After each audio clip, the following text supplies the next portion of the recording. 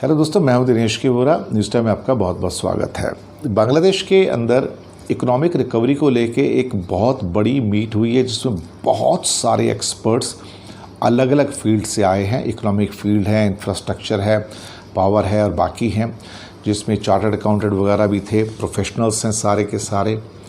और उसमें इस बात पर सहमति व्यक्त की गई है कि बांग्लादेश को अगर अब ऊपर आना है और इकोनॉमिक रिकवरी करनी है तो उसका एक ही रास्ता है, इनोवेशन।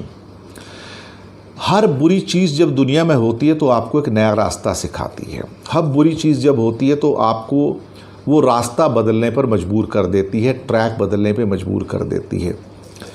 कहीं ना कहीं नेचर सामने आके आपको बताती है कि अब आप चेंज करो अपना ट्रैक। आपका ट्रैक जो है आपको बहुत दूर तक आगे नहीं लेके जाएगा।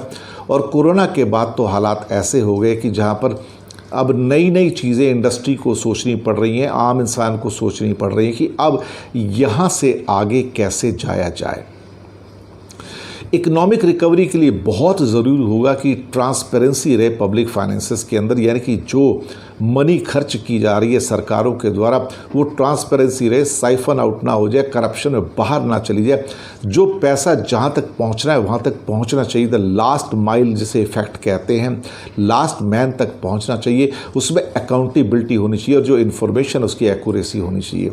इसका मतलब ये नहीं कि हमने 20,000 करोड़ दे दिए और वो पहुँच गए, पहुँचे नहीं पहुँचे, इस बात को भी तो चेक करना है ना। अगर वो पहुँचे नहीं और सब पेपर्स के ऊपर लिख दिया कि हाँ पहुँच गए तो वो तो गलत बात होगी ना, बिल्कुल।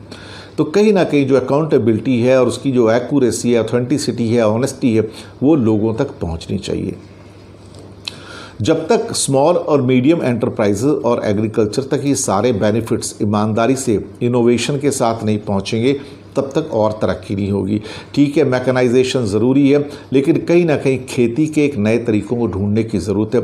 अगर आप चाइना के अंदर प्रोडक्शन देखें और भारत, बांग्लादेश, पाकिस्तान में उसी 1 एकड़ के अंदर प्रोडक्शन देखें तो वहाँ पे चाइना का प्रोडक्शन कई गुना ज़्यादा है उतनी ज़मीन पर। तो हम क्या इनोवेट नहीं कर रहे हैं जिससे कि हमें ज़्यादा फसल मिल सके, ज़्यादा फ़ायदा मिल सके।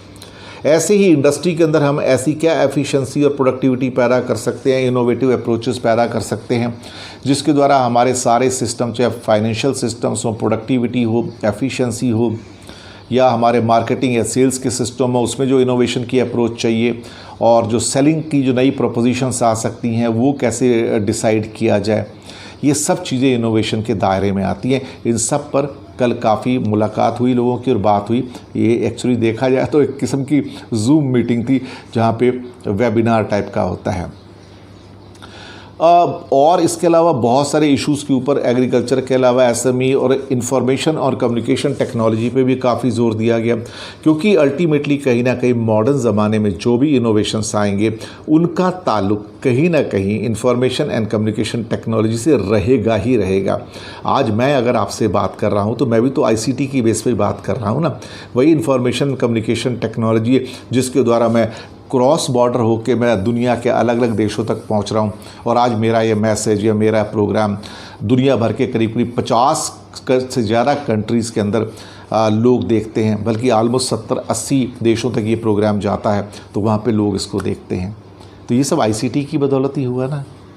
तो एक इनोवेटिव अप्रोच की अब ज़रूरत होगी। इकोनॉमिक रिकवरी तभी फास्ट होगी जब बहुत तेज़ी से चेंजेस को लेकर आएँ। बहुत बहुत धन्यवाद आपका, शुक्रिया। और फीडबैक दीजिएगा और सब्सक्राइब करना मत भूलिएगा।